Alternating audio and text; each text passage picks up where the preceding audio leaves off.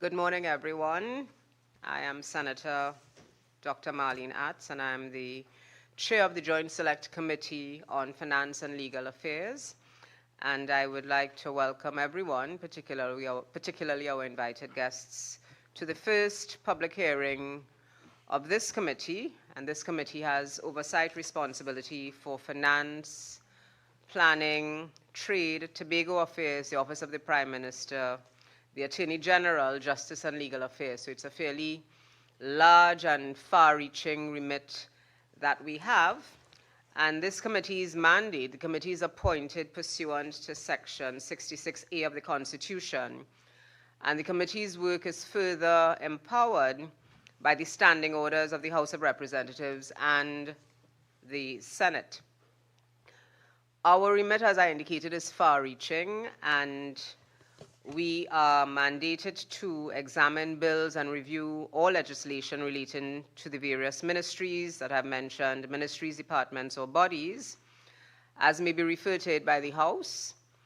We are required to investigate, inquire into, and report on all matters relating to the mandate, management, activities, administration, operations of the assigned ministries, departments, or bodies that I would have mentioned, and to look at the program and policy objectives of the various ministries, departments, and bodies, and the effectiveness of the implementation of those work programs. In undertaking our mandate, all of the Joint Select Committees, and this one in particular, we are empowered to request that persons meet with us. We are empowered to request papers. We are empowered to request records. In other words, we're empowered to request anything and ask public officials to respond to questions that we may consider germane to the execution of our mandate, and essentially to allow us to facilitate the investigation of matters that we may think are in the public's interest based on the remit of the various ministries, and also to engage in deliberations, and there are a few exceptions to this. So today's hearing is this public hearing is this committee's first for the 13th Parliament, and it has been convened to conduct an inquiry into the potential role of trade policy in improving Trinidad and Tobago's food security and in reducing the food import bill. Before I proceed further, I would wish to welcome those persons who are viewing, who are listening on the Parliament's various social media platforms, and I wish to invite members of the public to submit any comments that they may have via the Parliament's social media platforms, YouTube channel ParlView, or via Facebook and X, formerly Twitter. You can also follow us on Instagram and Facebook at TT Committees, so that you can get real-time updates and highlights from committee meetings. So I would like to welcome, in addition to those persons in the room, I'd like to welcome the viewing and listening public of Trinidad and Tobago, in whose interest we are, in fact, having this inquiry, and whose interest all of the committees work.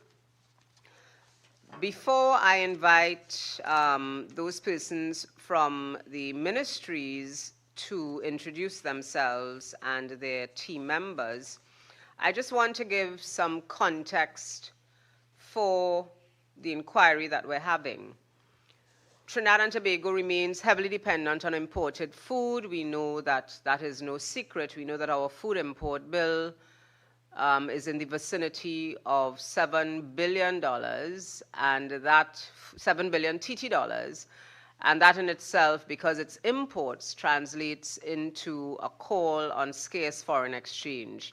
So that provides one of the overarching contexts for this inquiry. Now, this dependency on imported food, because the data show that more than 3/4 of our food supply in Trinidad and Tobago is sourced externally, and that brings perhaps the second overarching context for this inquiry, that dependency, the fact that we're dependent, 3/4 of our food supply is dependent on external sources, exposes us to external shocks. I think the most recent example that we had of that would have been during COVID-19, where because of global supply chain challenges, we know, I think the population then became acutely aware of how dependent we are, and what happens in the external space poses a risk for us because we are so dependent on imported food. So the global supply chain disruptions, foreign exchange shortages, and food price volatility impacts us in terms of our food and nutrition security.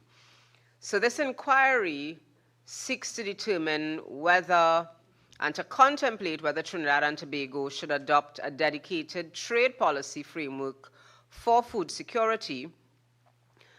So it's exploratory, and whether that framework should have some specific sort of guardrails or serve certain kinds of guardrails, including protecting consumers from price volatility, improving the nutritional outcomes, because as we know, when we import food, there is always a risk that it does not provide the nutritional content that is required.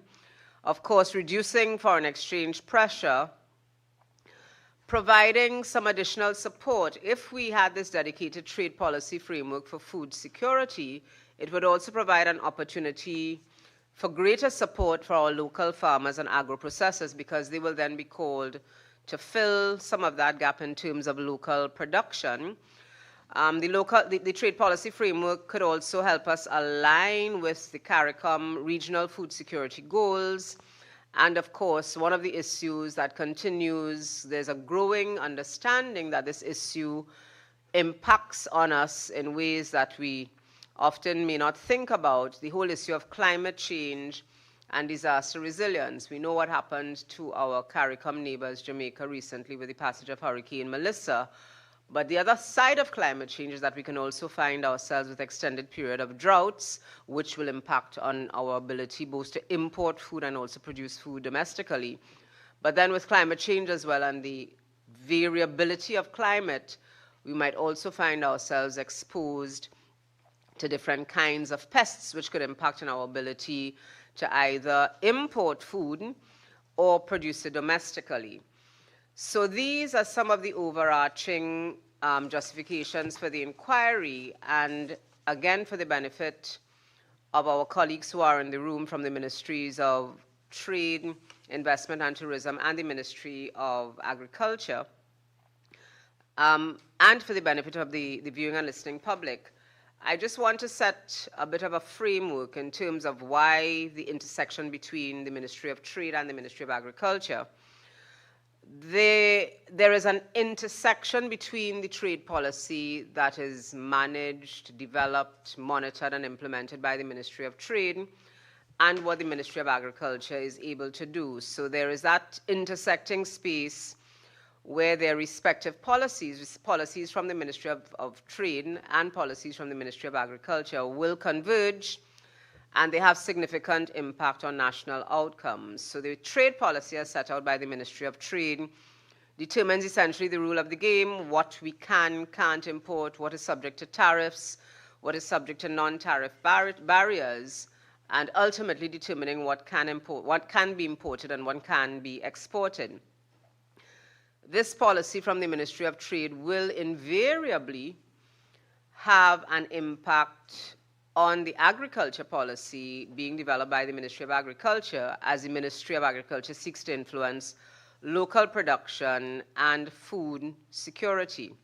So that resulting intersection will dictate the volume and type of food that is imported and what is locally produced, and the outcome of all of this is that thing that we call the Food Import Bill, which of course then impacts on foreign exchange. So I think all of this is useful contextual information so that our viewing and listening public, many of the persons in the room already know this narrative, but our viewing and listening public, I think it's important for our viewing and listening public to also have a greater sense of why this committee has been called, why the inquiry, and certainly some of the touch points that we're going to be trying to address during this initial inquiry. So at this point, I would like to ask our invitees, the representative from the representatives from the Ministry of Trade, Industry and Tourism, led by the PS, if you could introduce yourself and the members of your team. PS? Thank you, Chair. Good morning, members. Abigail Bino, Permanent Secretary, Acting Ministry of Trade, Investment and Tourism. Good morning. Candice Lackensing, Director of Strategy, Business Facilitation and Program Management at the Ministry of Trade, Investment and Tourism.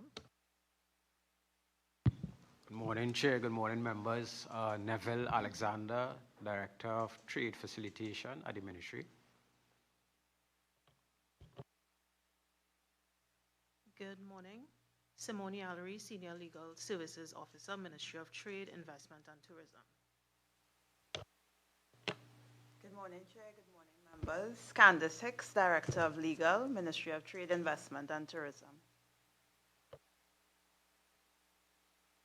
Thank you to the Ministry of Trade, Industry and Tourism team. I now invite the representatives, the team from the Ministry of Agriculture and Fisheries, to introduce themselves. Good morning, Madam Chair and members of the committee. I am Michelle-Ann Thomas, Permanent Secretary in the Ministry of Agriculture and Fisheries. Morning, Chair. Ian Mohammed, Chief Technical Officer, Acting at the Ministry of Agriculture and Fisheries. Good morning. My name is Dr. Cheryl-Ann Warwood. I'm the Director of Animal Production and Health, Ministry of Agriculture and Fisheries. Good morning, Chair. Good morning, Chair. Good morning, members. My name is Joan Smith, and I'm a Planning Officer at the Ministry of Agriculture and Fisheries. I'll invite my committee colleagues to introduce themselves. If I can start on my immediate right. Dr. Rishad Sitran, Member of Parliament for Cairns and Minister in the Ministry of Health. Hi, good morning. Brian Manning, MP for San Fernando East. Good morning, Vishnu Danpal. And I should say, thank you, colleagues. And I should say that we have some committee members who are not present because they have other demands of their substantive portfolios. They are the ministers, so they're not able to be with us today. And I should also say for the record that the Minister of Trade has recused himself from this public inquiry pursuant to Standing Orders 98.5 and 88.4 of the House of Representatives and Senate, given he is directly overseeing the operations of the ministry. So he's recused himself from the proceedings, but I know that he is going to be ably represented by his permanent secretary and their team. And it would be remiss of me if I did not acknowledge our colleagues in the Parliament Secretariat who are providing, they're all providing us with able research and secretarial support. So I wish to acknowledge them and to thank them for their continued work. So having set the stage for what this particular inquiry looks at and the intersection between the work of the Ministries of Trade and Agriculture and how it ultimately impacts on food security, but also the food import bill, which has a conversation around that, the issue of declining foreign exchange and how our food import bill, standing at about $7 billion, impacts the whole question of scarcity of foreign exchange. I would wish to advise, again for the benefit of the public that's following us online, that this inquiry has 4 very specific objectives, and I wanted to articulate those because when the conversation starts, our public, when we're talking about the objectives and some of the responses that will be elicited from the questions posed to the members of the ministries, our public will be aware of what the objectives are and why we're posing those particular questions. So 4 particular objectives of this inquiry. The first objective is to assess the extent to which existing trade policy instruments, including the common external tariff, import licensing, tariff suspensions and exemptions, how these can be reoriented within the legislative framework to explicitly support food security and resilience.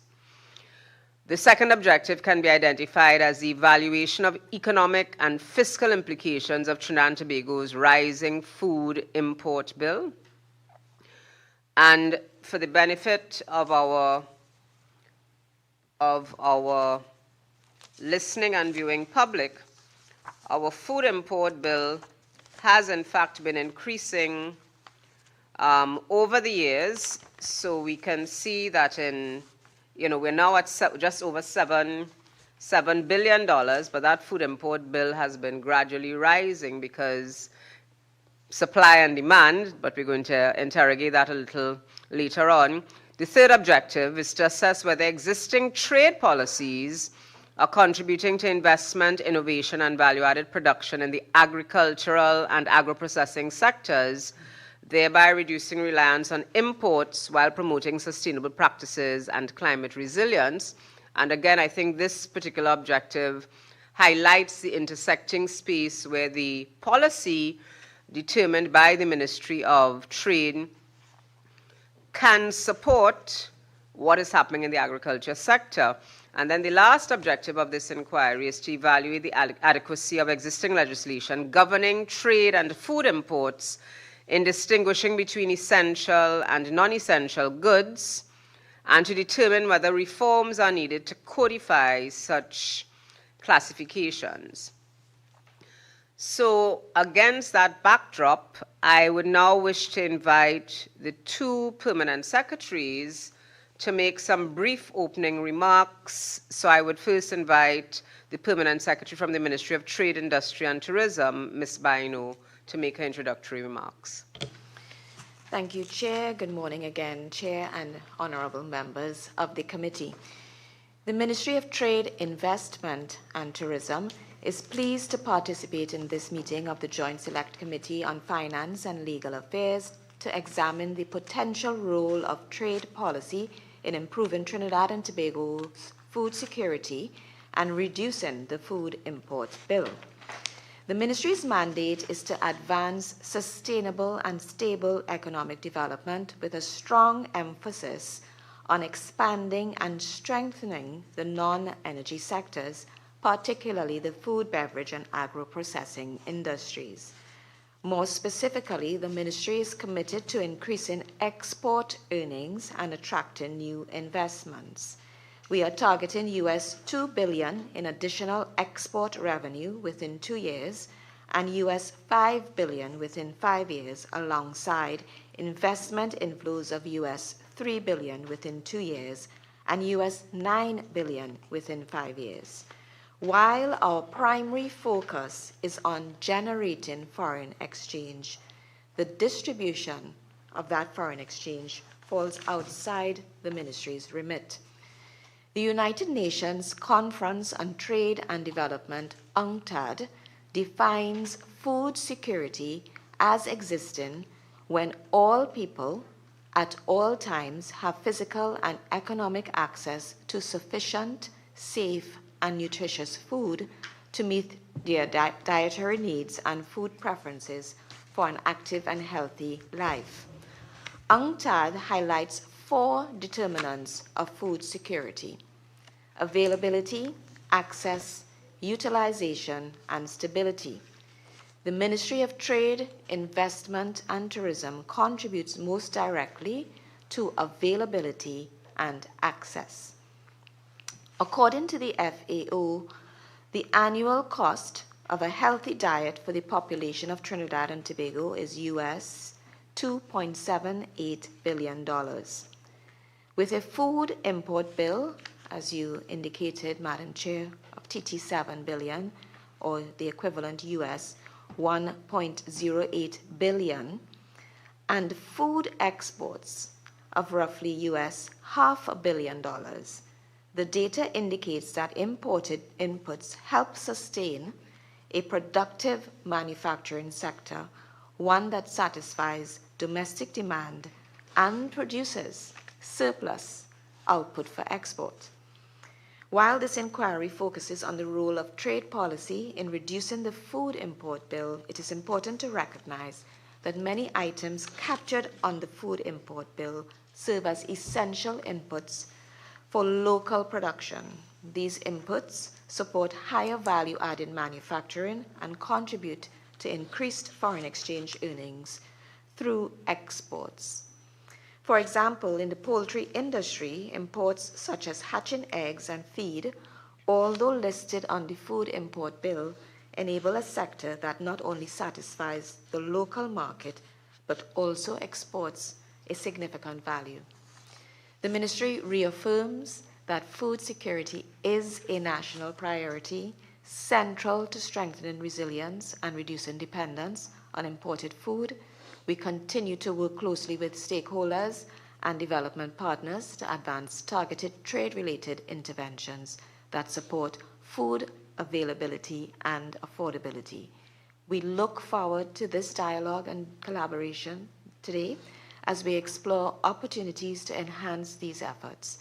We welcome the committee's questions and stand ready to provide any additional information required as we work to advance these important objectives on behalf of the people of Trinidad and Tobago. Thank you. Thank you very much, P.S. Bino. I now invite the Permanent Secretary from the Ministry of Agriculture and Fisheries, Ms. Michelle-Ann Thomas, to deliver her opening remarks. Thank you very much, Madam Chair and members of the committee, for affording me and the Ministry of Agriculture and Fisheries to address you this morning in today's inquiry into the potential role of trade policy in improving Trinidad and Tobago's food security and in reducing the food import bill. Chair, the government's main goal in charting the development of the agricultural sector is that of food security. And this is an intersecting space for us with the Ministry of Trade, where all people at all times have physical and economic access to enough safe and nutritious food to meet their dietary needs and preferences for a healthy life.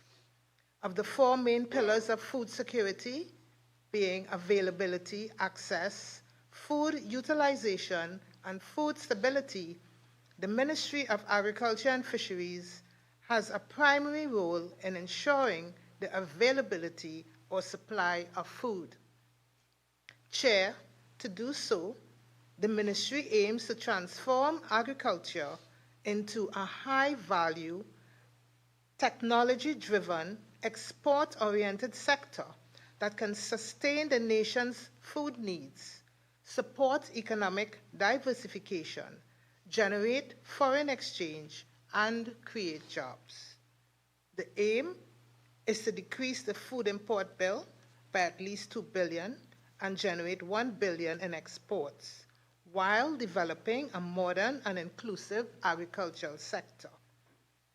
In this regard, the Ministry of Agriculture and Fisheries continues to focus on the implementation of strategic programs that will aid in boosting local production and lowering import reliance, particularly in the areas of infrastructure and water management, farmer security, and agricultural crime reduction.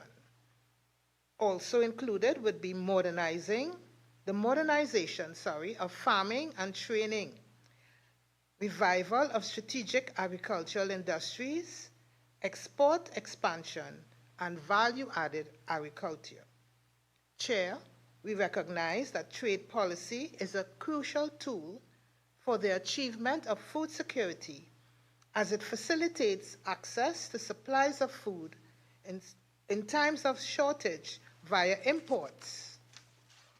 However, at the same time, it provides opportunities for our local farmers and value chain producers to access new and existing markets via exports. I wish to thank the committee for its recognition of the critical link between trade policy and food security as we continue to strengthen the relationship between the Ministry of Agriculture and Fisheries and the Ministry of Trade, Tourism and Investment in developing a more efficient framework towards boosting food security and agricultural trade. I thank you. Thank you very much, P.S. P.S. from the Ministry of Agriculture and Fisheries. And it's almost as if we were reading each other's minds, because in terms of what I presented as the framing narrative for our discussion today and what each of you presented in your opening statements, I want to begin, if I may, and the committee members will chime in, because we have received the submission and the Secretariat has provided us with some support in terms of distilling the information, the very useful information that both ministries provided.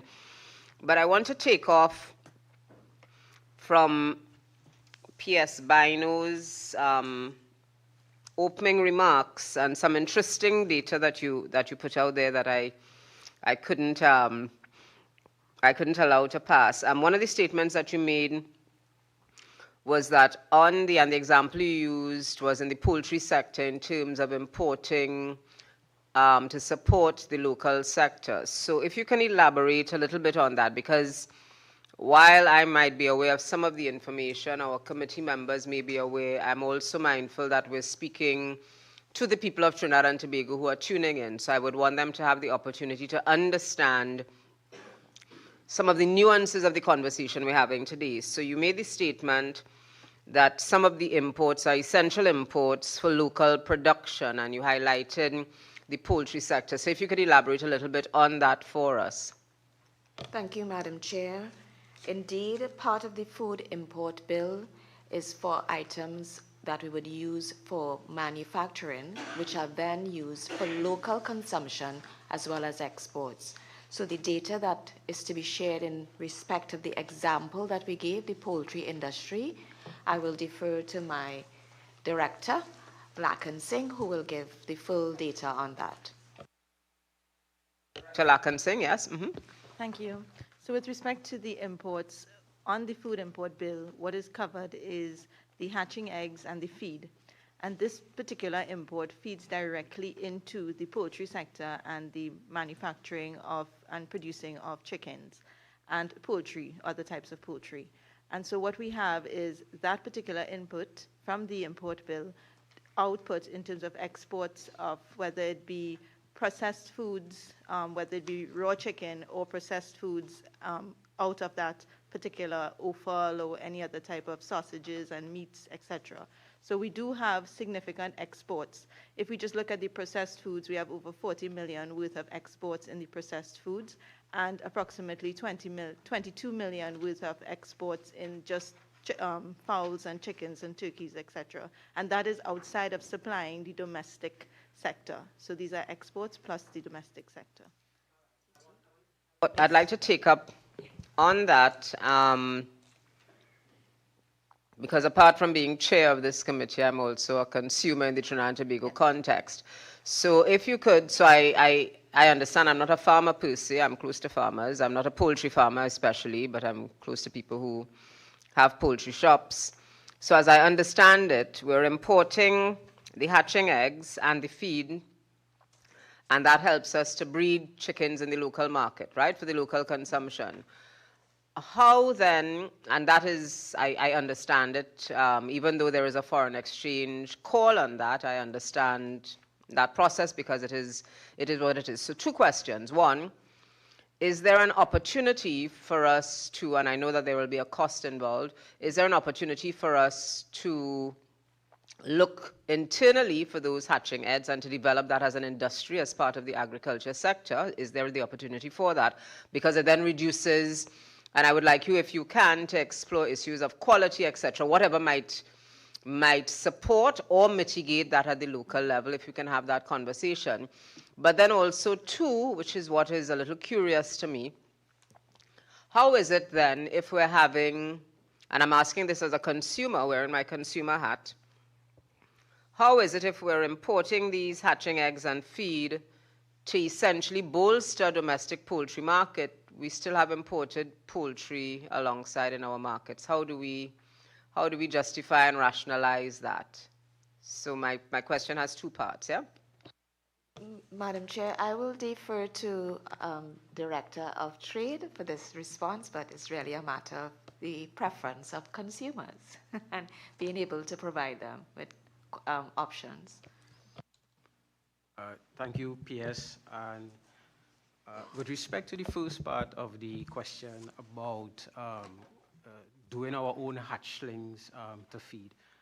So the ministry is engaged in an exercise to do just that, where we have been looking at our import situation and examining ways in which we can make some inroads where we could reduce the importation of some of these key products and high-value products, high-volume products that we import.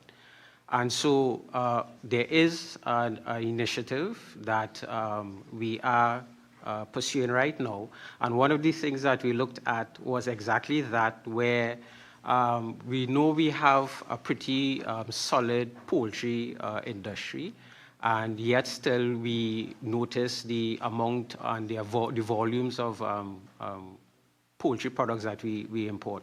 So our role in the ministry has been to seek to find solutions where we could get our local manufacturers to go up into the production of its own hatchlings so that we could reduce importation in that space and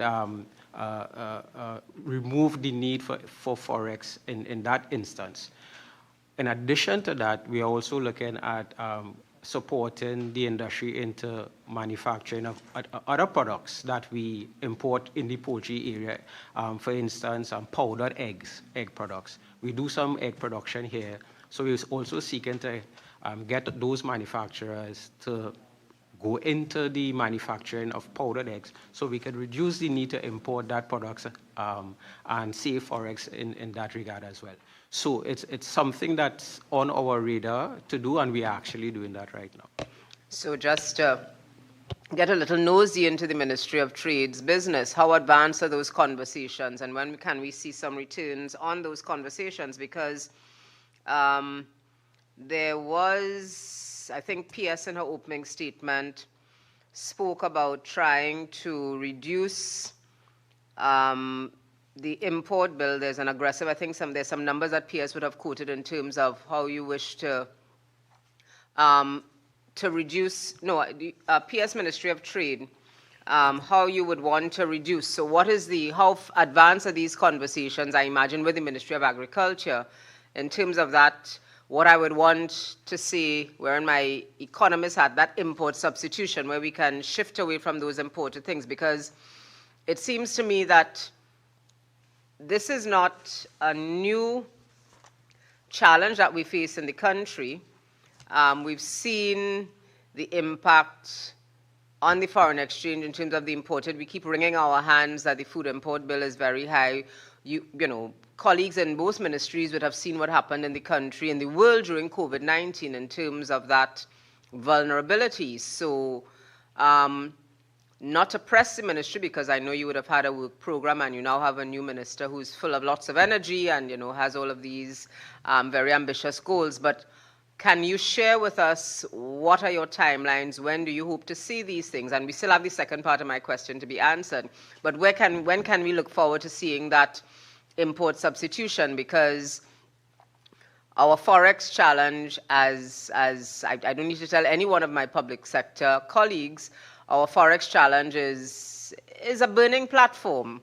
And I think we want to find out how soon we might be able to see some kind of relief. Those of us who look at the macroeconomic issues, we want to know, well, when can we start to see the needle moving in terms of addressing those issues? Thank you, Madam Chair. So, as you rightly pointed out, this is a new body of work we are pursuing with the incoming administration, the new administration. However, our rollout, it's all tiered. So there are some things that we can pursue immediately. So we will be doing that. One of the measures that we're examining right now is to examine the tariff structure to help support the competitiveness of our manufacturers to compete with foreign products. That is something that we are looking to roll out in a couple of weeks, as soon as some weeks. Earlier, I would have spoke about shifting into new production activities. That will take a little time as we engage the industry players to find out exactly what support you needed to do to make that shift. So that will take us into a little longer period.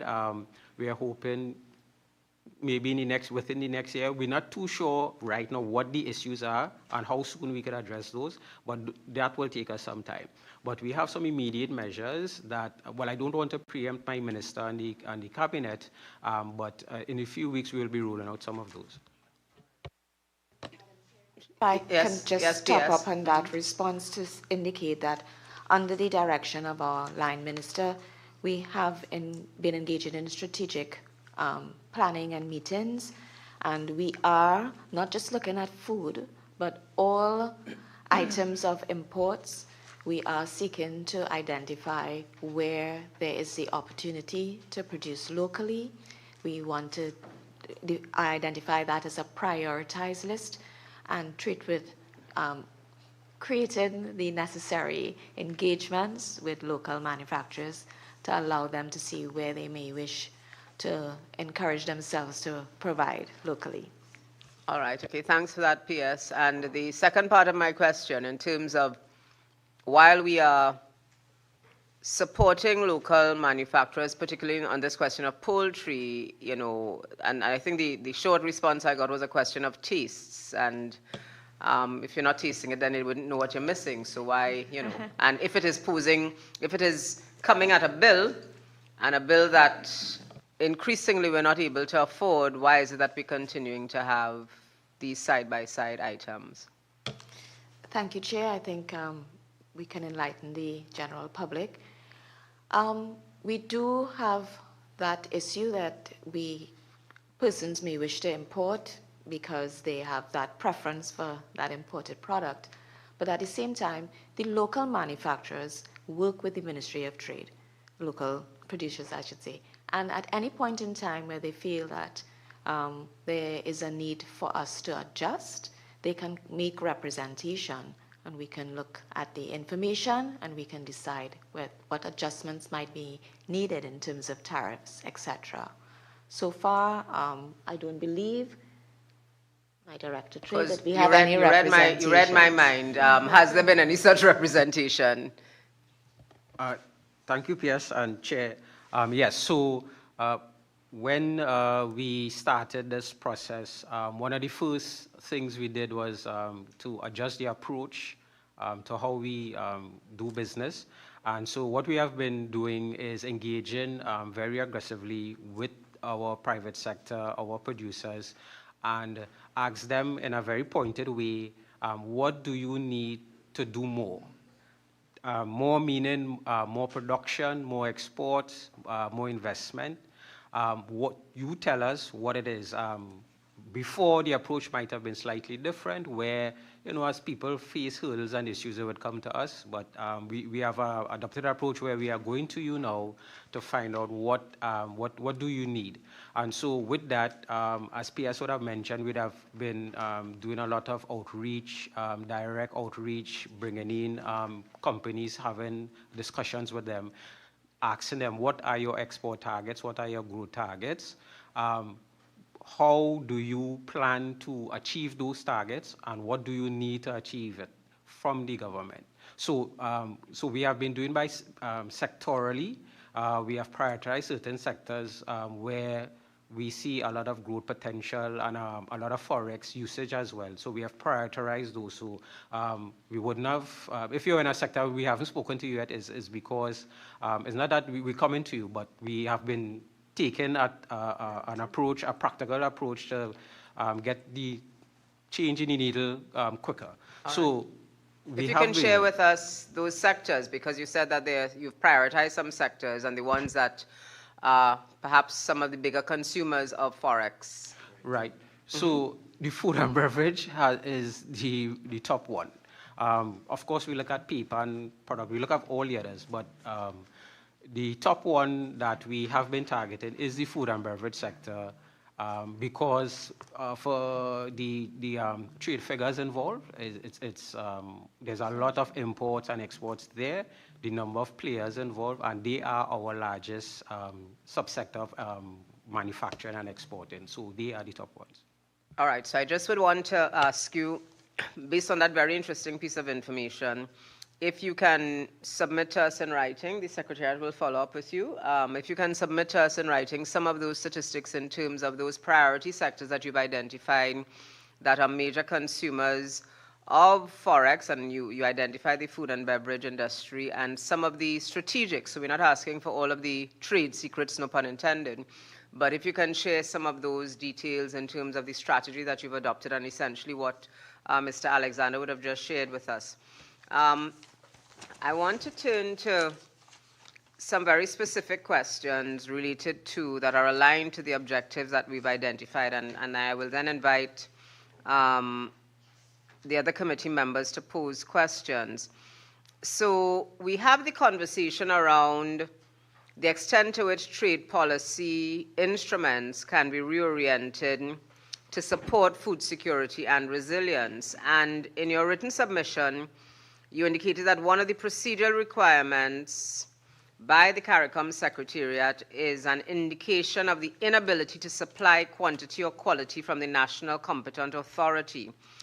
And I wondered what verification processes are in place to ensure that those claims are accurate and up to date, those claims that someone is not able to supply quantity or quality from the national competent authority or company.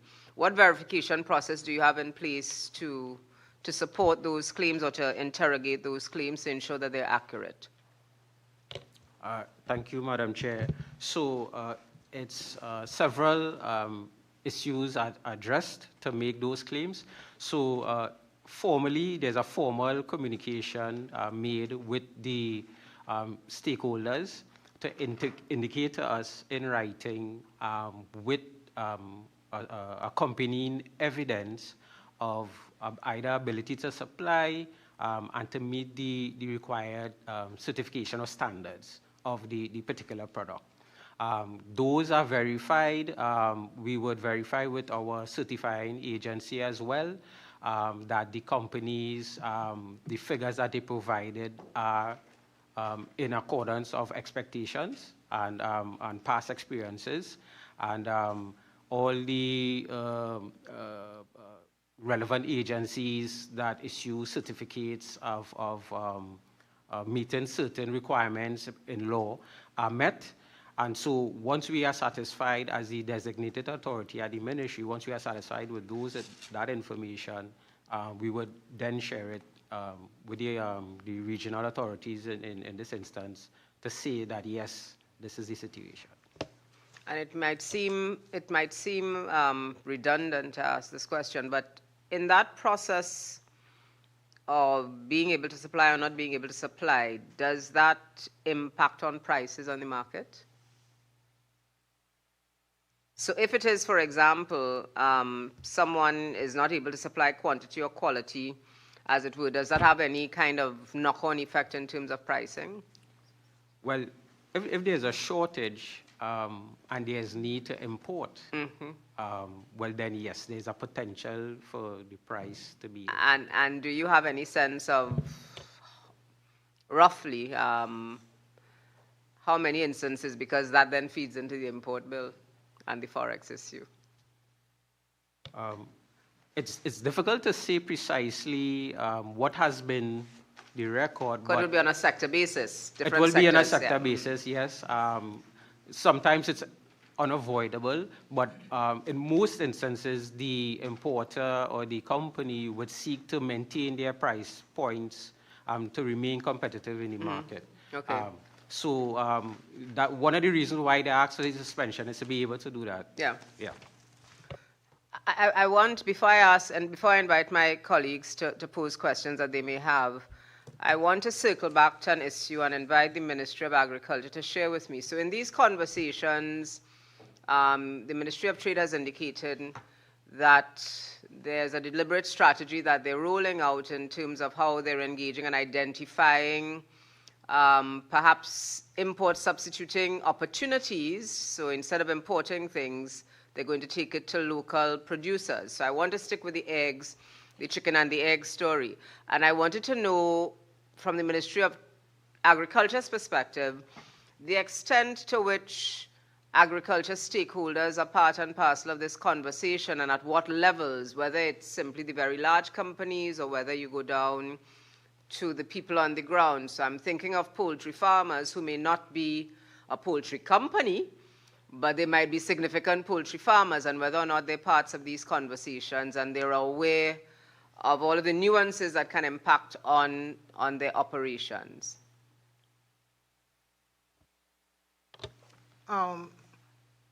Madam Chair, when I look at your question, if I look at it at a high level, it would mean that we would engage with the farmers in terms of training, telling them about best practices, etc. And of course, our minister, as is well known, he goes out there into the field.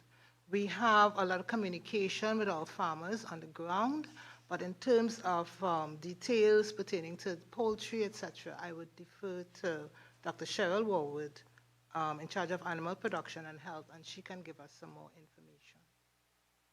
Thank you, PS. Dr. Warwood? Hi, good morning, Chair. With respect... I'm struggling to see you. Yes, okay, sorry. all right, good. Now I'm seeing the face. Good, lovely.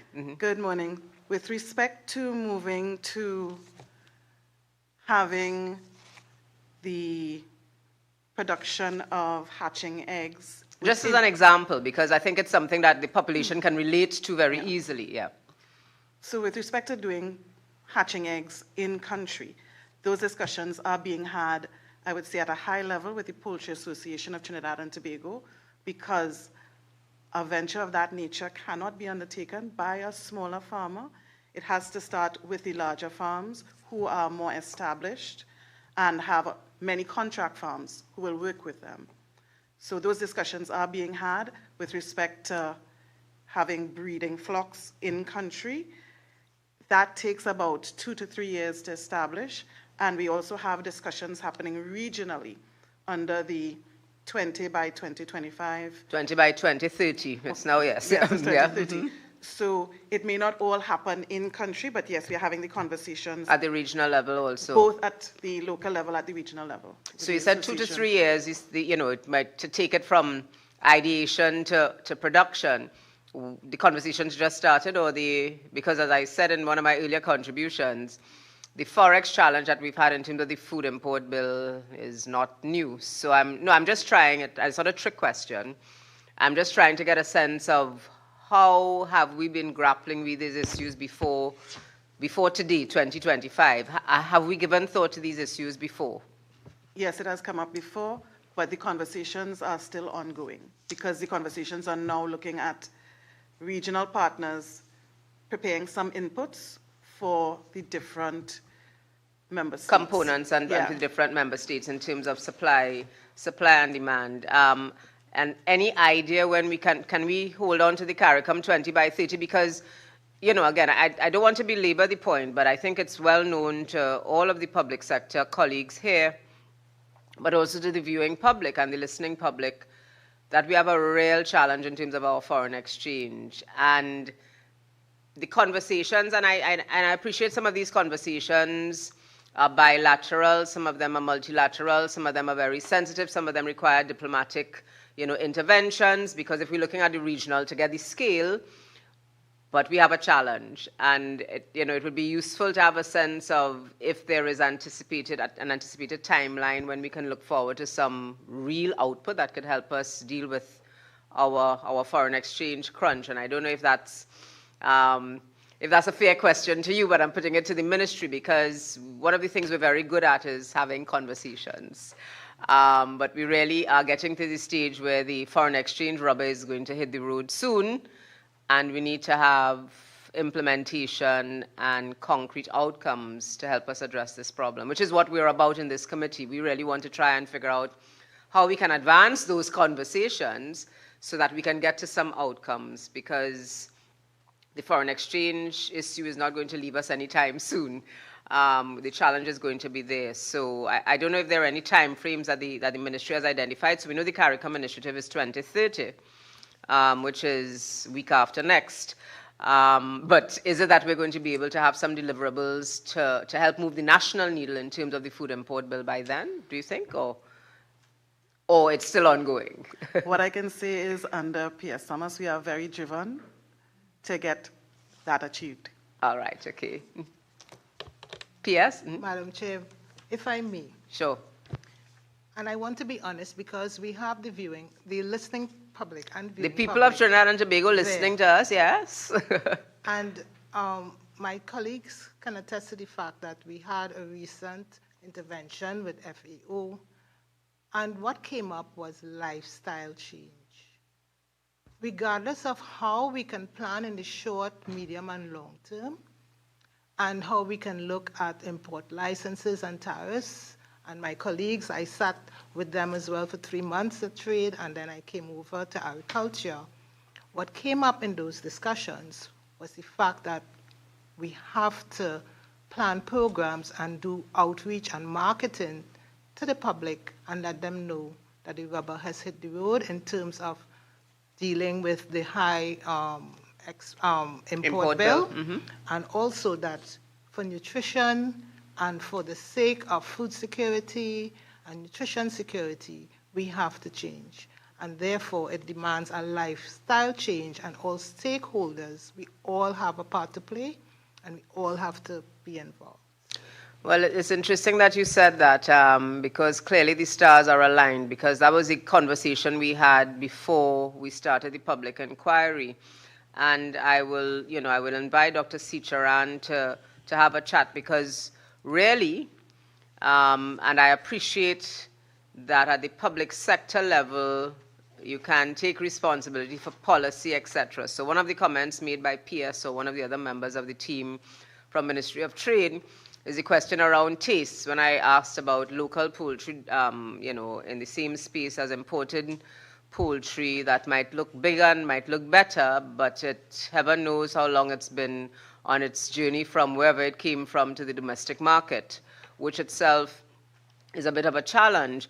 But we are aligned in terms of the issue of public education and the need for our public to understand that what we're doing in this inquiry, yes, the outcome is the inquiry is framed very specifically in the context of the food import bill, which has a $1 billion tag on its head.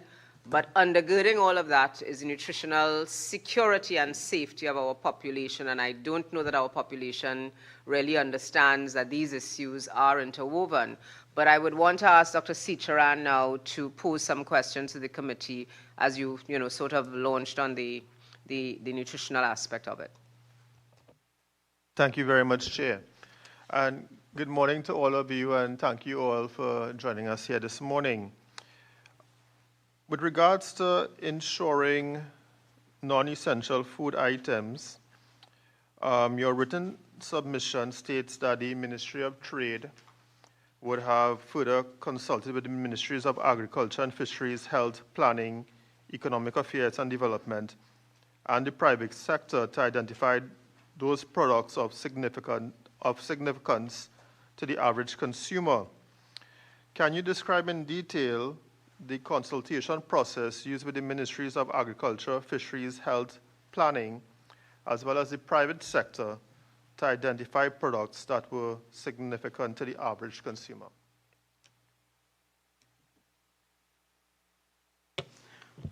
Thank you, Member, for that question. So the Ministry of Trade, one of the main roles or functions that we perform is negotiating trade agreements to facilitate the importation and exportation of products. In executing that function, we have in place a consultative mechanism that ensures that whatever arrangements or we agree to in these agreements is in alignment with the strategic and the significant interests of our manufacturers in the first instance, our farmers and so on in the second instance. So that whatever we agree to doesn't do any harm to them. And to ensure that that takes place, from the very beginning of the process, we have national consultations through various subcommittees, established subcommittees under the ministry. So for market access, when we are discussing market access issues and market access positions to take with our trading partners, we would invite the key ministries that you mentioned, agriculture, and we will also invite the private sector stakeholders into the room, and we will discuss, can we do this? Should we do that? What are your interests here? What are your sensitive areas here? And so those inputs would form the national position that we would take to the cabinet to say, this is the position that all of Trinidad and Tobago has taken with regards the agriculture arrangements for food, as well as for our agriculture, agribusiness, and manufacturers. So simply put, if you're making, I don't know, let's say tuna products, we wouldn't engage in an agreement and agree to terms that adversely affect our ability to continue to make tuna products competitively. All right? So it's at the national level, we have that arrangement, and it goes beyond. If we are in a regional setting and a regional negotiation, we would also have that discussion at the regional level where we would consult with all of our regional partners as to what is the optimum position to take with regards to our food products, or agricultural products, and so on. All right, thank you very much. Now, you mentioned that in your deliberations, you would not try to do any harm to the local manufacturers. But, you know, what many of the members from the various ministries said today is that consumers look for preference. And my question is,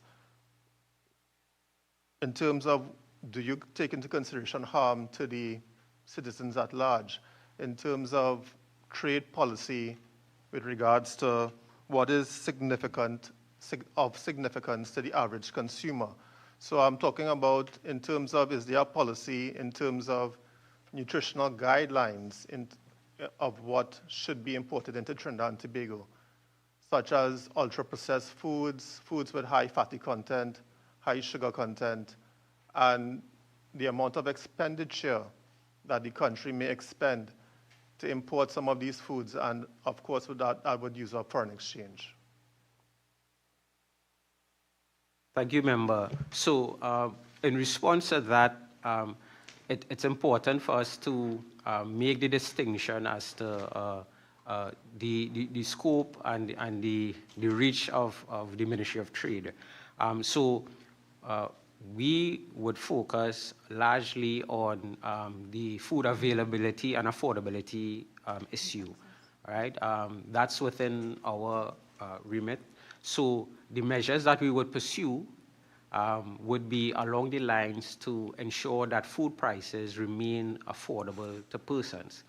Now, related to that, we will also keep in mind the requirements of the basic citizen, what are the food needs, the types of products that the average citizen would need. So our focus would be on those quote-unquote essential products to ensure at least those essential or basic food items are affordable. So our focus will be along that line. We would have to work with our other partners in terms of the nutritional issues and get input and guidance from them. And that would be the Ministry of Health you're suggesting? Health, agriculture, and others, okay, yes, all right, okay. to make sure that we are all saying the same thing and we are not targeting unhealthy products or dangerous products. And where does if I may, member, where does the ball drop? And who owns it? Who owns the final decision about what is imported?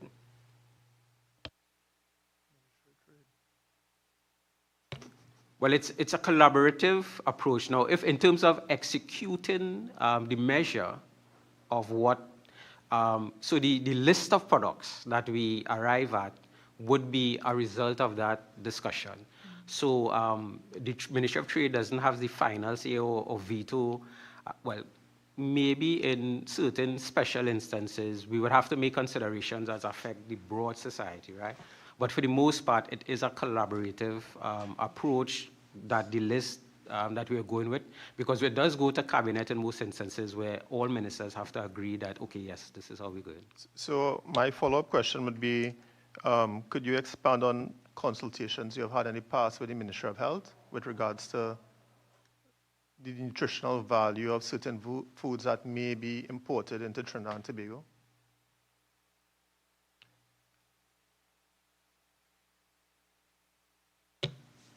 Thank you, Member. In terms of a specific... have you consulted with the Ministry of Health previously? Yes, in the past. Do we have at the ministry a list of basic food items that we seek the suspension of the CET on? So it targets basic items, canned tunas, oils, basic oils, meat products, milk products. And so we would consult with Ministry of Health, Agriculture, others on whether we need to add to this list or subtract from this list. Exactly. So that leads us to the next question. What is the reasoning in many cases of how products are added or subtracted from this list? The reasoning behind it, in most instances, is affordability.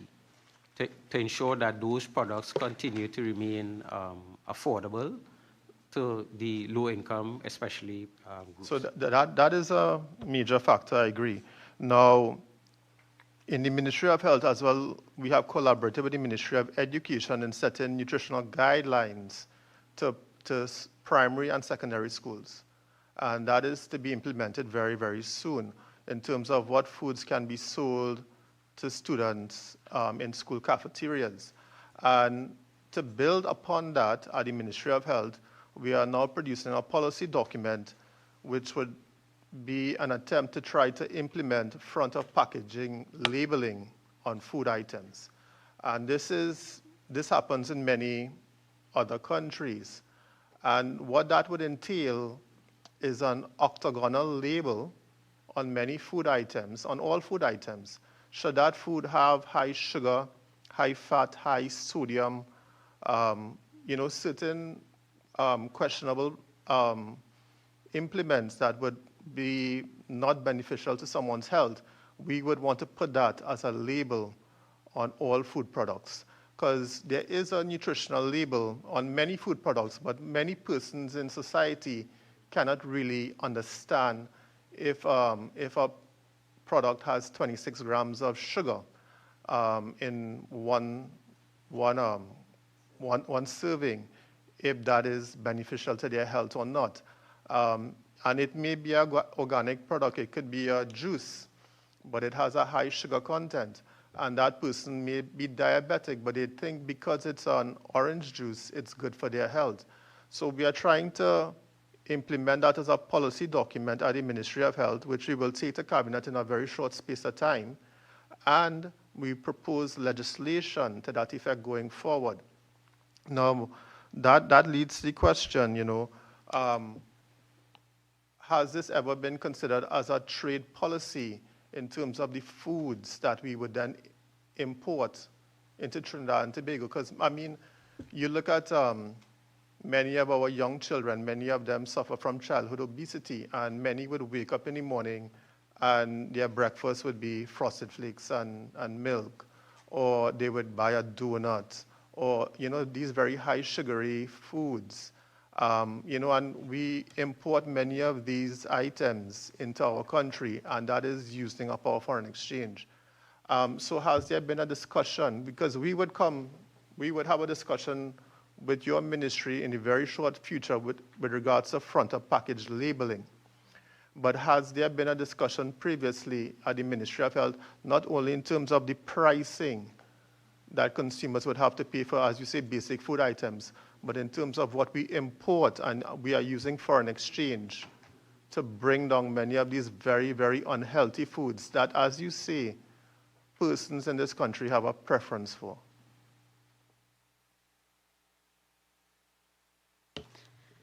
Thank you. So one of the things that I wanted to mention that is happening this week is that we are in discussions with UNCTAD. And UNCTAD is doing a study right now with us, in partnership with us. Ministry of Trade, Investment and Tourism is championing that study together and in close collaboration with agriculture. And I understand that the Ministry of Health is also a key partner in that. It's building sustainable food supply chains through trade policy in the Caribbean region. So that we had the validation session just yesterday.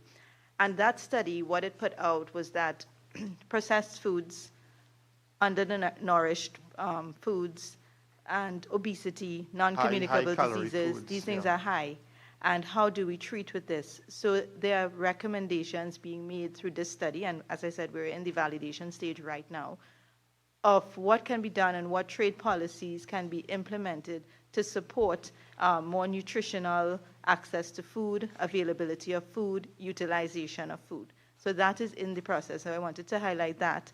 And also to say that, yes, we are in agreement with what you're saying in terms of forming that solid policy recommendation and then further legislation to addressing those needs. Because when we're speaking of food security now, it's more than just availability, but nutritional. Of course. And that would go, I mean, it would partly on what you just said here. How exactly does your ministry, as well as the Ministry of Agriculture, I suppose, distinguish between what is essential and non-essential foods in practice when new products have to enter into our market? So at this time, when we look at essential and non-essential, we do use the CSO basket of goods, and we look at what is essential from that aspect. And there are other ways that we can categorize what is essential. There's no specific and solid definition right now, and we have to understand that it may be a fluid discussion. I know this is a little bit out of food, but if we look at the internet, at one point was a luxury, but now it's essential. Similarly for food, when you're looking at food, at one point it may be essential, and at one point it may be a luxury. So when we are putting recommendations and legislation in place, we must be able to quickly amend those if there are changes and reevaluate those at particular points in time, whether these remain essential or not, or they are fall under the category of non-essential. So that, but we do use particular measures at this time to determine what is essential and treat with it as such. Thank you. The PS of the Ministry of Trade, Ms. Bino, in your introduction, you said that, and I'm not sure if I have this correct here, you said that our food import bill should be US $2.7 billion. Is that what you said? What Yes, did you mean by that? I'll have my colleague explain where we got the unit value from the FAO and how we multiplied it to derive that figure. Yeah. So in the UNCTAD report that we are discussing, they calculated what is the value per day of a healthy diet for Trinidad and Tobago. And so the US $5. That was my question. Specific for Trinidad and Tobago, or this is very okay. specific to Trinidad and Tobago. So And the criteria that they would have used for that, if you can just, as you're explaining, just develop on those. Right. So in terms of that particular healthy diet, so they looked at in discussions with the FAO, they have developed the particular criteria. Now, I do not have that criteria right in front of me, but they've averaged that approximately $5.08 US dollars is the average cost annually, daily, per day, per person for a healthy diet. And so we've just did regular calculations to determine the annual cost of a healthy diet. So that is just for basic nutritional needs? Nutritional healthy diet, yes. Nutritional healthy diet. So roughly we are over by $4 billion US dollars in terms of what you're saying is our preferences as a nation, as a food import bill. So the next question is... If I may, member, I couldn't let it pass. I think we would need some clarity around this $5.08 and what precisely are the criteria, because I am thinking in my head conversations around wheat flour as opposed to cassava flour, wheat flour as opposed to dasheen flour, all of these kind of gluten-free, et cetera, So I must admit $5.08 even in US seems rather low to me. And again, the fact that some people consume high-protein diets, so somebody might decide that they like a cup of chana as opposed to having a full-on breakfast of eggs and all of these things. Eggs, which, you know, we had that conversation before. So I think I would like some clarity if you can provide us with a written submission in terms of some clarity in terms, because $5.08 sounds particularly low. Especially when you take into account inflationary pressures, et cetera. So if we can get some additional clarity from you on that point. My apologies, Dr. No problem. Sitcharan, yeah. Thank you very much. Of course, we'll provide the clarity. And the next question is, how regularly does the ministry review the CSO's basket of goods and related stakeholder inputs to ensure that the list of supported items keep pace with change in consumption and nutrition patterns? Chair, through you, member, we have the Consumer Affairs Division as part of the Ministry of Trade, Investment and Tourism, and they regularly look at the consumer prices for that basket of goods. So that's the pricing aspect. The nutrition aspect, Chair, respectfully, that is not within the purview of the Ministry of Trade, Investment and Tourism. So in terms of the nutrition aspect, would you require a policy document from the Ministry of Health to guide you? I think what we are discussing here today is to create a policy for food security on Yeah, whole. no. The Not reason I'm necessarily asking, a single policy, but collaboratively no, a the framework. reason I'm asking is that we could produce it if it would aid in terms of what you would need in terms of to guide the policy going forward in terms of imports and whatnot. Meaning the Ministry of Health. If I may, PS, I think, and Minister, of course, is speaking, wearing both his committee hat but also his Ministry of Health hat. If I may try to connect some dots, one of your team members indicated that the criteria used for determining, after the interministerial sort of conversations, the criteria that then trumps all, no pun intended, is the whole issue of cost. And I think what we're introducing to the conversation is that while cost is the variable, more and more, and I think that was the contribution of members, Dr. Sitcharan, we're also wanting to look at the nutritional issues, which is why you would have undertaken that exercise as part of the UNCTAD, looking at the $5.08 and, you know, arriving at the figure of the $5.08. Is there an opportunity moving forward at the interministerial level to have a policy paper from the Ministry of Health, perhaps as one of your colleagues with whom you now collaborate on this issue of essential versus non-essential? Is there an opportunity to have a policy paper that places as priority, high on your list of determining factors, the issue of nutritional security and the food content, so that juxtaposed to or aligned with the issue of cost, there is also the issue of nutritional value, because, you know, there are examples, and I wouldn't wish to state them because we're a public hearing, there are examples of things that cheap, but we know they're really not the best things for you in terms of your nutritional value.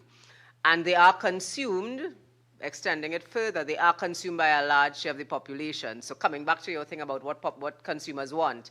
So we can identify, off the top of my head, I could think of 3 things, which I will not state publicly because of the nature of the hearing that we're having, that they are good in terms of the price point, but really know that they're not, and nutrition is not my wheelhouse, but we know that nutritionally their value is not particularly good. So I think that what Member Sitcharan, Dr. Sitcharan, is asking is if there is an opportunity to kind of bolster and strengthen that interministerial approach to determining essentials and non-essentials, and if having a position paper from the Ministry of Health around these issues you think might be able to help in terms of your trade policy, in terms of what is the outcome, what is the intended outcome from that conversations you'll have.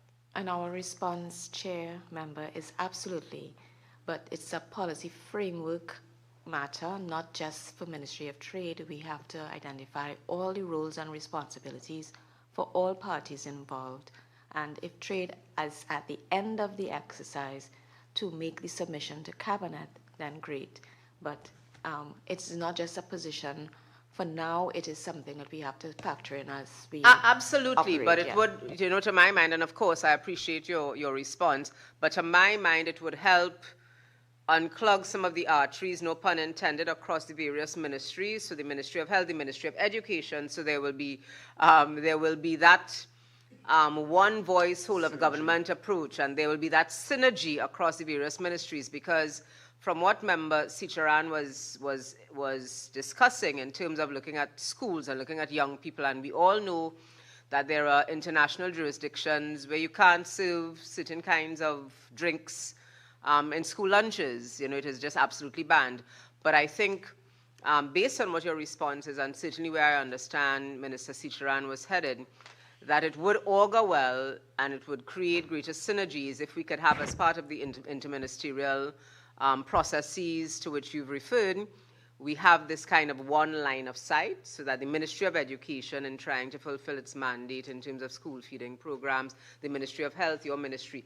So at the end of the day, the population can benefit from that sort of holistic approach to how we address these matters, and we can also benefit from lower import bills, because we're bringing in things that can help us with healthy lifestyles, address the issue of NCDs, as it were, and some of them may drop off because we might decide that at the end of the day, the nutritional value is not worth the low cost, all right, or poor nutritional value, if you understand my thing. But I know, if I may, Member, I know that on the issue of the Consumer Affairs Division, I know that Member Dan Paul had some burning questions that he wanted to ask. So I would want to invite him, since we've opened that door on the Consumer Affairs Division, I'd like to invite Member Dan Paul to pose his questions. Thank you very much, Chair, and good morning again to everyone, and welcome. I'm going to keep it very simple because I'm pitching it to the ordinary person in Trinidad. That's what use the word ordinary. If I open the Central Bank's website right now, first page, I would see headline inflation at 0.4%, core inflation at 0.3%, food inflation at 0.9%. But to the ordinary Trinidadian on the floor of the supermarket, and I'm not only speaking here about imported products, I'm speaking about domestic products also. This is not being translated into the shelves of the supermarket. How do you account for this discrepancy? What checks and balances do you have at the ministry to look into this? And how do you respond to consumers who say, I don't care what they say about the inflation rate. The inflation rate could never be single digit, because that's not what I'm seeing in the supermarket. What would be your response?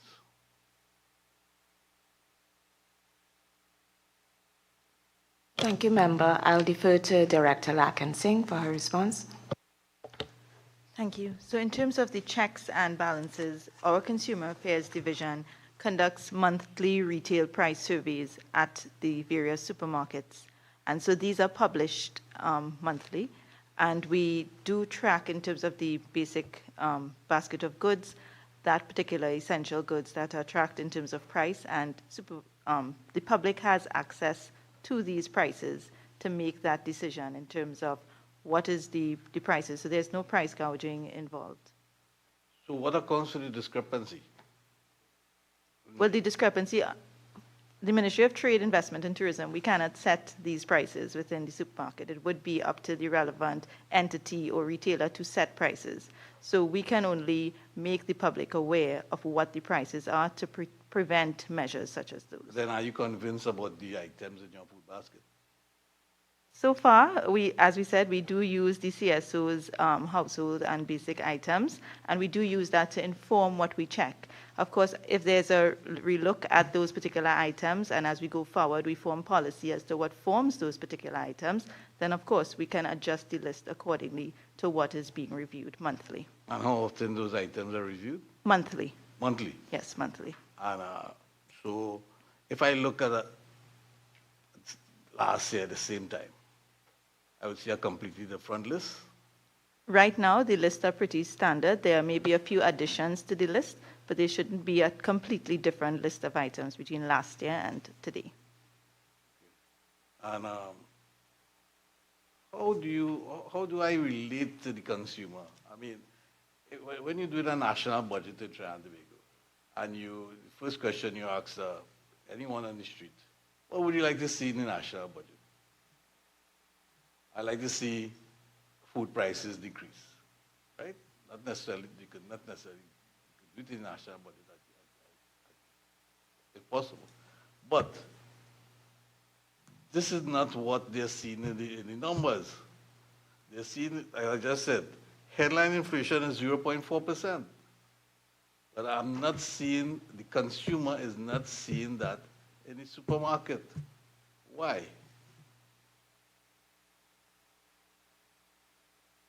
So with respect to the Ministry of Trade, Investment and Tourism's remit, and we have to say that we do what we can on our side, whether it be through the common external tariff or whether we see through trade agreements negotiated in terms of duty-free access to products, whether it be, but we cannot set the price that is in the supermarkets. So in terms of it being reflected, that falls under a different remit, but we can do what we can on the policy side to influence what should be set and encourage local prices and lower prices, and advocate for that. Similarly, in terms of, and we're on the topic of food security, and we are looking at local production of items. So yes, sometimes you have imported products and you look at the prices that are passed on, but you also have the encouragement of local production, and it's something that we are pursuing within the ministry to advocate for more local production of goods so that we can see that sort of pricing reflected within the supermarket. So from our side and the ministry side, we are tackling it from the policy side as well as the advocacy side. So how do you respond to price gouging? So the price gouging, as I said, through the Consumer Affairs Division, through the publication and making it public that these prices are what you charge at the various supermarkets and retailers, and the public seeing that can make an informed decision as to what they do. Yeah, but how do you, like you have someone who's guilty of price gouging, right? How do you respond to them? Or what kind of teeth do you have? What is he policing? What then happens? So a consumer makes a complaint to your consumer division. I mean, and I have had this personal experience, a particular product. A consumer makes a complaint to the Consumer Affairs Division. What next?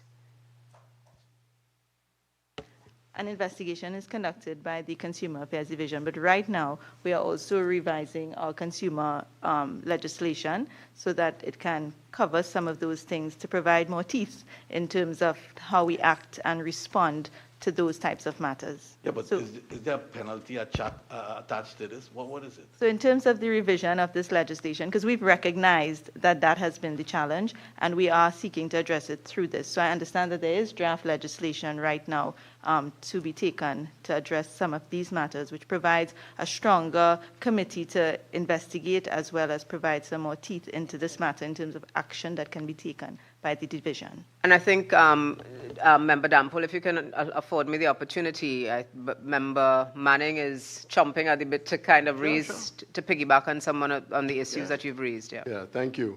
We're discussing food prices.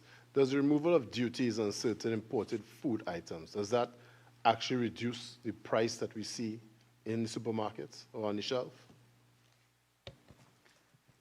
So member, If I may, should it and does it? I want to split the question into two. And just also, if you could add the removal of VAT.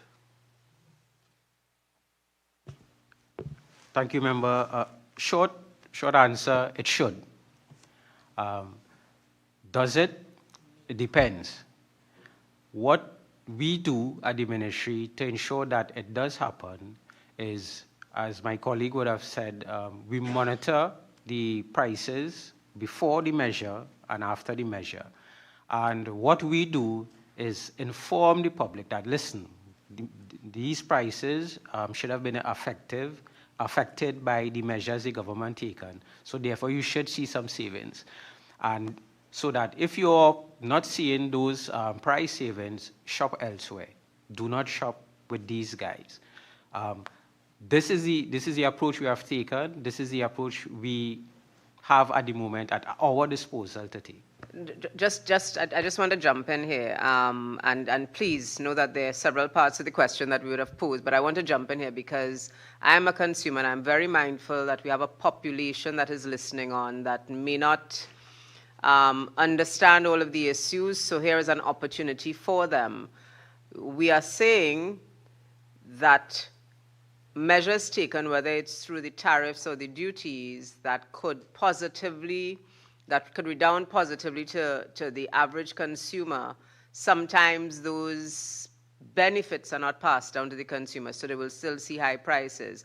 And you're further saying that these are published and communicated, and I just wanted some clarification on how and where and the frequency with which that is communicated to the public, that information is disseminated, so that again for our population looking on, they can know to look at these issues, because I mean, I deal with people on the ground and the cry is the same, prices going up. So the point that Member Dan Paul made about headline inflation versus food inflation, our population doesn't know these nuances.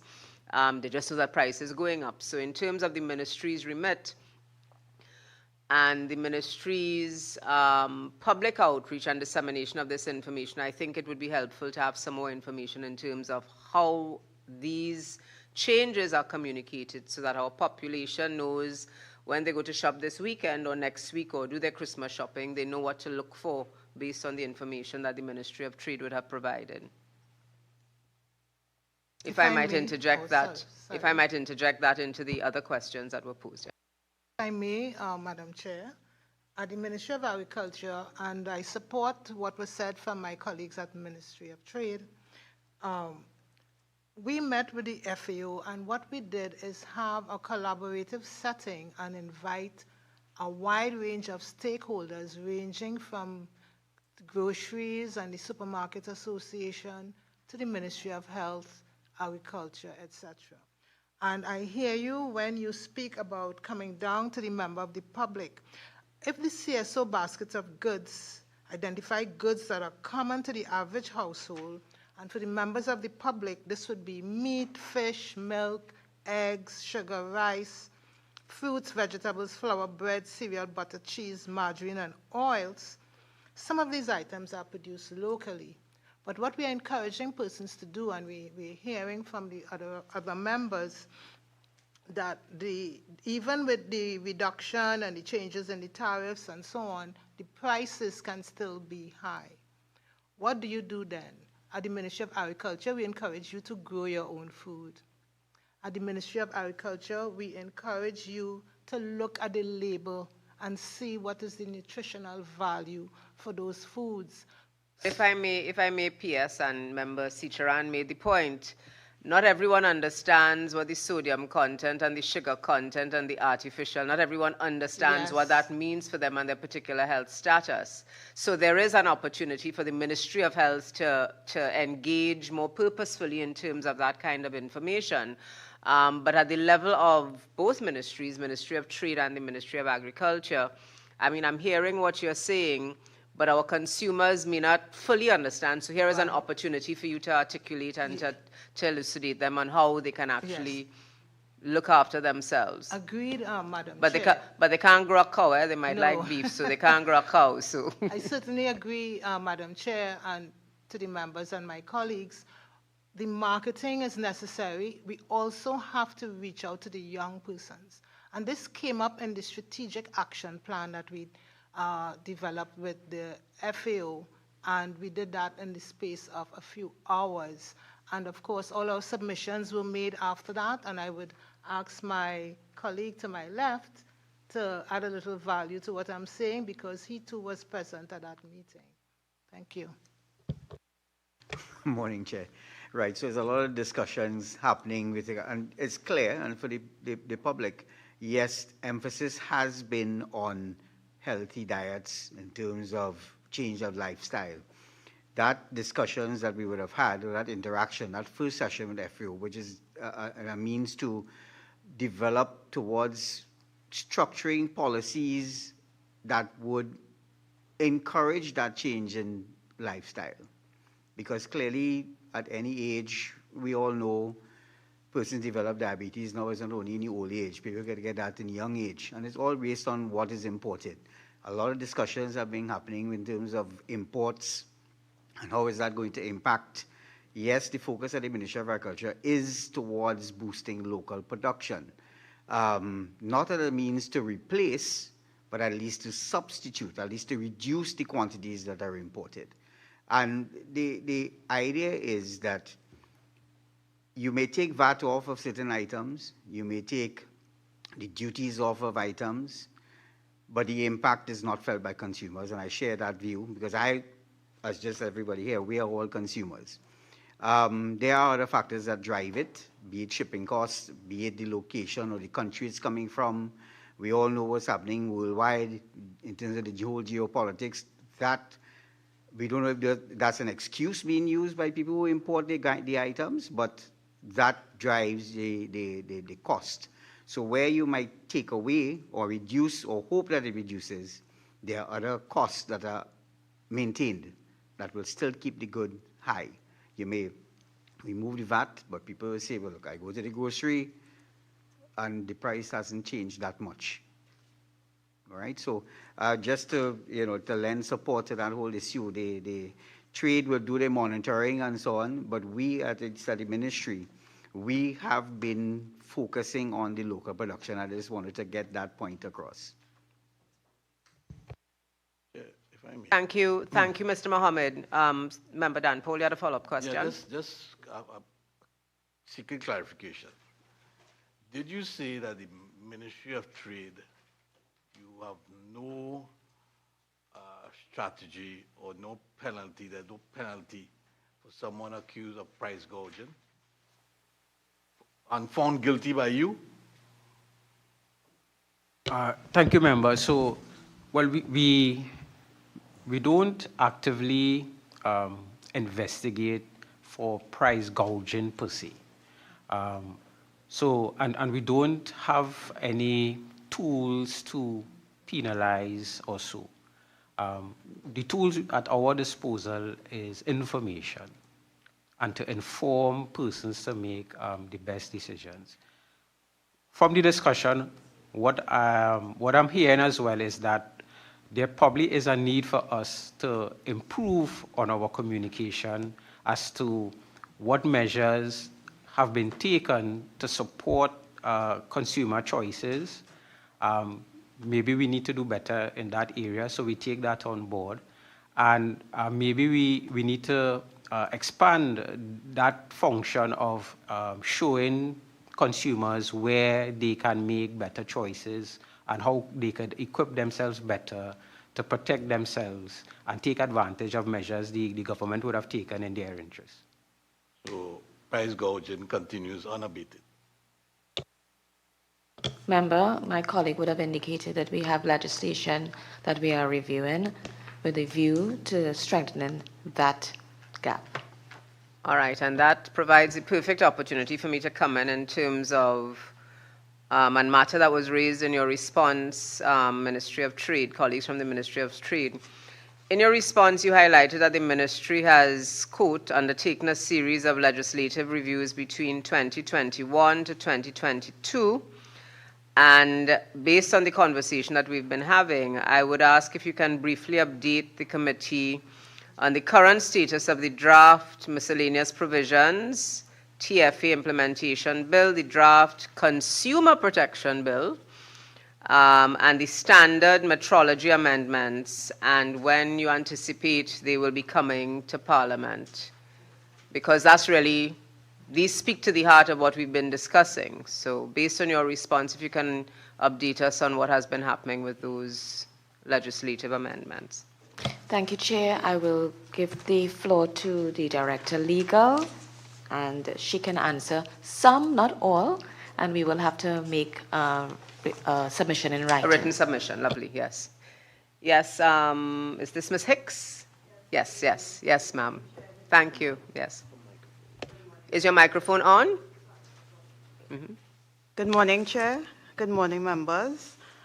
Just to reiterate what would have been raised already, the ministry is actively pursuing consumer protection legislation, which would, to reiterate what Director Lakan Singh brought to the fore, would bring greater teeth to the division.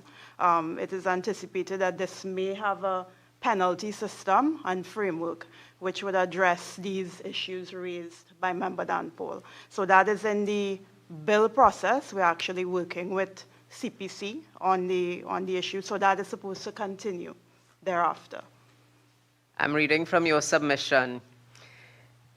2021 to 2022 or in 2025, can we get a timeline when we can bring this to closure? Because one of the issues that Member Danpol raised, and I'm sure the members of the population who are shaking their heads because they don't see any changes to the prices, and we would like an opportunity. While we recognize, and I wish to say this publicly, we recognize that the ministry can't be all things to all persons. I want to state that publicly. So this is not about you protecting all 1.4 million of us in terms of our food and nutrition requirements. But we do want to move along the path where consumers feel that they have an opportunity to where they have an opportunity to make a complaint and they also are protected, as opposed to simply saying, you know, the ministry looks at these prices and they publish these documents. So back in terms of the legislative framework that you've identified, that was identified as being under review, and it has been for some years, is there any timeline that you might be able to give, or any comfort you might be able to give this committee and the population? That's certainly something like the draft consumer protection bill will be advanced, because I think we would all welcome that as a new part of our legislative artillery. Well, Chair, I'm very glad we have this forum, because we've placed it again at the top of our legislative agenda, which is to be which has been submitted for consideration. Of course, we don't have the parliamentary clout to say when it will be tabled, but I can assure you we will be working assiduously with the CPC so that we'll be ready, I would say, by the first quarter of 2026. So once the parliament and the legislative agenda is pushed and agreed, we will be ready. As you would understand, we are subject to that greater power. I appreciate that, and on behalf of the people of Trinidad and Tobago, I think we would welcome that kind of legislative teeth so that the population can at least feel that they have the opportunity for some kind of redress, because price gouging is real.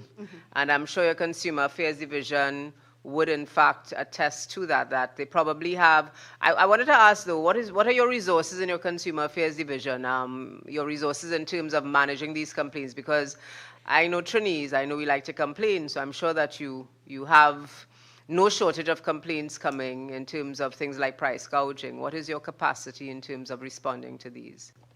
Madam Chair, I know you don't mean to be mischievous. Can I provide that to you in writing? Because as you well know, most ministries are resource constrained. And I actually wasn't being mischievous, you know, it was a serious question, but you know, so it is that you have some constraints. All right, so we look forward to a written submission in terms of that response, in terms of what is your capacity, because even as, and to be serious, this is a serious point. So even if we were to implement, to bring the bill forward in terms of the consumer protection, you do need to have the resources to breathe life into that. So, you know, it can't be, you know, giving me a basket to hold that the consumer protection bill will come by first quarter or second quarter 2026, but you don't have the resources to breathe life into it. So I would welcome that submission in terms of what... And if I may top up on that, Madam Chair, it's a matter also of restructuring whenever we have a new piece of legislation to ensure we have identified the relevant capacity, and then recruiting or training to ensure that we have the warm bodies to execute. Certainly, so I appreciate that. Members, my colleagues, any further questions on this matter? I wanted to, Member Danpol, any other question? No? Oh, sure. No, no, no. Just one other question for the Ministry of Agriculture. In your opening statement, you mentioned about reducing the import bill. As you're aware, this country is leaking foreign exchange. And one of the major leakages would be the importation of foreign food. Your strategy, you mentioned two figures where you want to move from where you are now, your baseline scenario, into what you want to get to. How do you, what are your strategies to achieve this? Honorable Member, thank you for that question. I have a long list. I would start. Half time. Okay, well, I will go ahead. What are the initiatives for reducing the food import bill? We have to provide the enabling environment to attract entrance and investment in agriculture through updating legislation. We have done so, we have started to do so, and for example, we have looked at fisheries and beekeeping. We also need to strengthen infrastructure and water management and deal with flooding. We need to boost farmer security by combating agricultural crime, and we have taken steps to strengthen our pre-deal larceny squad. Yes, if I may, do you have timelines attached to those?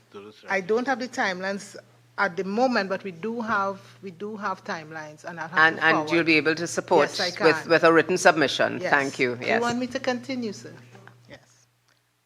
We want to provide and continue to provide access to finance and credit through the Agricultural Development Bank. We are looking at providing markets and marketing infrastructure, such as the Piarco Packing House facility, and expanding our packing house storage facilities. We are looking at modernizing farming through technology, the use of digital tools and smart greenhouses. We are looking at training and partnership opportunities to encourage new entrants into the sector, example with UTT. We're also going to focus on youth programs, and we are present auditing the programs that came over to us, and we will decide the way forward with those programs. We are looking at reviving strategic agricultural industries in the area of cocoa, rice, fisheries, livestock and dairy, and coconuts. For example, my colleague, Mr. Mohammed, could you just say what happened last week with the coconuts? I mean, we all saw it in the papers, but Okay. I'll give you the opportunity to show off. No, I'll give you the opportunity, but we saw it. Mr. Mohammed, give you the opportunity to have your 2 minutes of fame, yes, but we did see it. And might I add, Madam Chair, that members of the public are asking to purchase the coconuts, not only the farmers. You know, this is not a platform for the Ministry of Agriculture to advertise. If I may, Madam PS, this is not your opportunity to do that. But Mr. Mohammed, please feel free.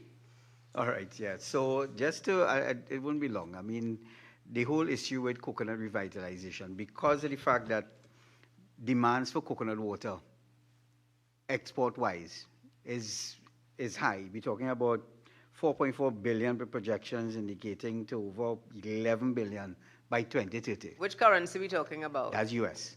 Okay, all right. Yeah, so the demand for coconut water on the world market is very high. So there is need to revitalize our coconut industry. We're introducing new varieties, so that is what you would have seen happening. There's a new variety from Brazil, which is geared towards boosting water production.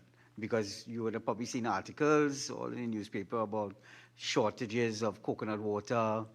People were importing coconut water to meet some of the demand. So this is a way that we are just addressing that. All right. If I may, because I'm mindful of the time. PS, you wanted to continue? Because I wanted to say a couple of things in terms of agriculture. Madam Chair, you go ahead, and if you all wish for me to continue. Of course. Thanks for that interjection and the information, Mr. Mohammed. And certainly where we are, I'm not a farmer, but I'm close to farmers. I kind of try to keep myself on the ground in terms of what is happening with the farming community. And if I just may say that I think we need to take a more strategic approach in terms of how we deal with agriculture. So where we are now with coconuts in Trinidad and Tobago, this demand for coconut water is aligned to health issues as well. So I think from a sustainable perspective, I think we need to try to keep our eyes in a more strategic direction, identifying opportunities for us to earn foreign exchange, but also link it back to food and nutrition security, because you know, I remember, and those of us who are of that age and stage, and this is not an opportunity for anybody to guess anybody's age, you're driving through the Cocal heading down to Mayaro, where you could hardly see because it was overgrown with coconuts. And now you could see very clearly because there have been pests that have impacted on our agriculture sector.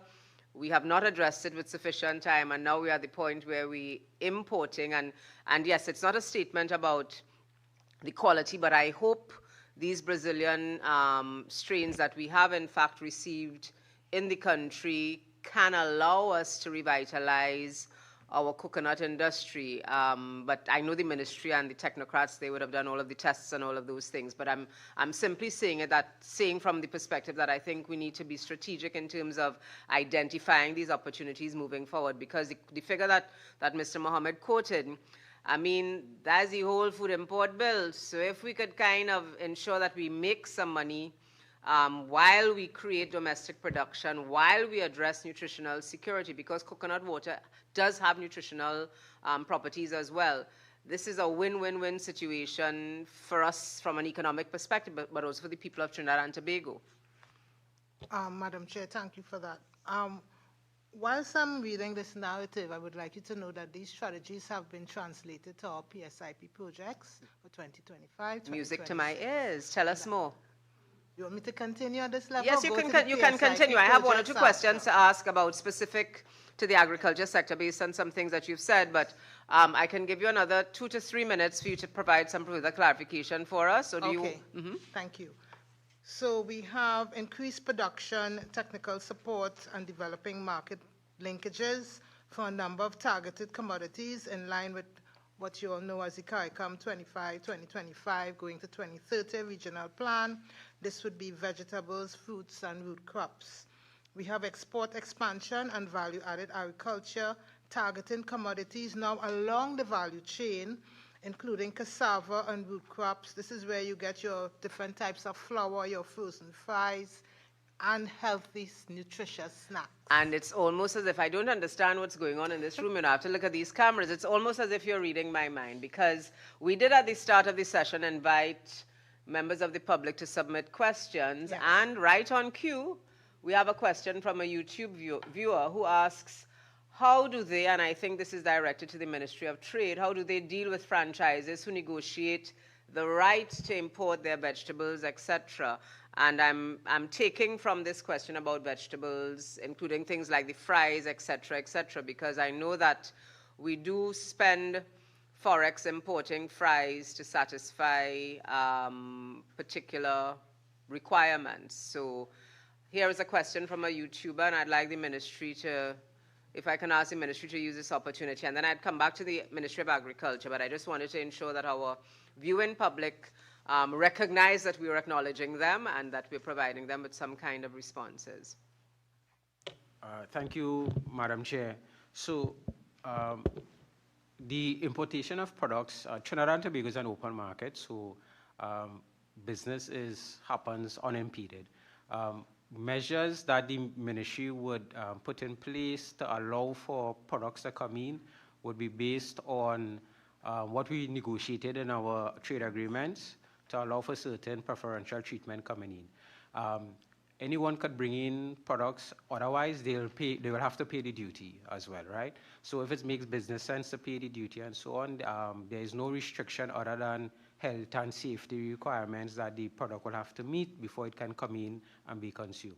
So the ministry, in whatever policy approach or measures we are taking, it would be consideration would be made to facilitate trade, facilitate our exports, and to allow for products that we negotiated after having discussed with all our stakeholders that we agree that we want this to come in, then it would happen. So the franchises situation, they would say to you that if the product is not available in the quantities, the qualities, the specifications, and so on, they would make representation in a case of, let's have it duty-free. I'll get some kind of preferential treatment, and then it will come to us, and we will consider with our stakeholders again if we should allow that treatment to be given to them. So it's not a case where we allow any and everything with no consideration. There is some consideration to it, but just know that if there's a prevalence of a product that is seen as maybe, okay, it may not be ideal, what we want, it's not a situation that is being favored by any public measure. It could be these people are decided, okay, it makes business sense, and they pay whatever duties and taxes, and they satisfy whatever requirements there is. And would those imports, such as the ones to which you refer, so let's say a franchise saying that it's not available in the quantities, et cetera, and they make a decision that they wish to bring it in, would those be subject to the same kind of scrutiny as the conversation you had with member Clessie-Ann in terms of cost, nutritional value, et cetera? Right. So in terms of because it's for public consumption ultimately. Correct. So in the case of the cost, which is something we at the ministry look at, it would have to satisfy or fall in the basket of products that we would have spoken about earlier to be given that consideration. In terms of the nutritional value and the quality, we would rely with our partners in health and agriculture to tell us, okay, this is something that we are willing to permit on our market for public consumption, and we will be guided by that thing. What I would also hasten to mention, Madam Chair, is we recognize there would be instances where products are being imported by some of these franchises, and it costs a lot in terms of forex. So the ministry has a program, an international certification program. What that program seeks to do is support local manufacturers to meet whatever standards these franchises have for the products that they say they need to import extra. Now you're talking my language, so let's hear about that. So this program, we provide partial funding to meet the certification. So you may have a GMP HACCP requirement that the product that the franchisee needs to use. Needs for their, yes. Yeah, right. For their operations. Which is informed by their home market of standards. Of course, yes. Right. We would support our local persons to meet that standard so that they could no longer have the requirement to import it, but it could be supplied. All right, so I think I would welcome a written submission from you on that with some particular examples, because I think all of this feeds into our forex, but also nutritional value, and providing the opportunity for there to be greater linkages between the Ministry of Trade and the Ministry of Agriculture, for example. I think of things like sweet potato fries off the top of my head, which have greater nutritional value. And if there are these opportunities, I think it's something that should come to the attention of this committee, and we can see how best we can advance, because at the end of the day, we're in this together. All right, so it's not the Ministry of Trade or the Ministry of Agriculture, but it's we, the people of Trinidad and Tobago, trying to be better. I want to perhaps pose my penultimate question. I would leave the last round of questions for my colleagues, but I want to come back to the Ministry of Agriculture and a conversation around, and it's been a common thread, reducing imported food and ensuring that we have the opportunity to increase local production, and therefore issues around farmers, etc. So that brings to the fore the question of sustainability. Do we have a sense of, and perhaps you may need to provide the committee with a written submission, the age distribution of farmers in Trinidad and Tobago by age groups? And if you have any evidence, and it might be a corollary to that request, if there's any evidence that the farming population is aging, because in your submission, in your contribution a few minutes ago, Madam P.S. from the Ministry of Agriculture, you spoke about technology, et cetera, and infusing more technology into the agricultural sector. And we know that sometimes our older farmers or older, more mature members of our population tend to be a little technology averse. So by extension, one would imagine that the ministry's strategy would be to get more and more young persons involved in farming. So my question is about the age distribution and, you know, how, based on the age distribution, if we find that we have an aging farming population consistent with the aging population of Trinidad and Tobago, what measures might be put in place to mitigate the risk that we might find ourselves not having people in the agriculture sector? So that's my question, and I think I see Member Manning's hand. Okay, all right, okay. I thought I was seeing your hand going up. So those would be my questions, and I don't know if you have the information now or if you'd send a written submission to us. Madam Chair, I would like to send a written submission. However, you have just hit the nail on the head. We at Agriculture have noticed and have data to show that the age distribution for farmers, it's an aging population. And that is one of the reasons why we want to strategize and reach the youth and bring them as new entrants into this industry. In terms of mitigating the risks, we're looking at training. And when we did our partnership collaboratively at that FAO meeting, we are also looking to partner with all the ministries, whether it's education and so on, and go into the schools and have collaborative strategies with schools, with children, and you'll be hearing more from us, but we will send that as a written submission. All right. I don't know if my colleagues Mr. Mohammed wants to add? Yeah. Yes.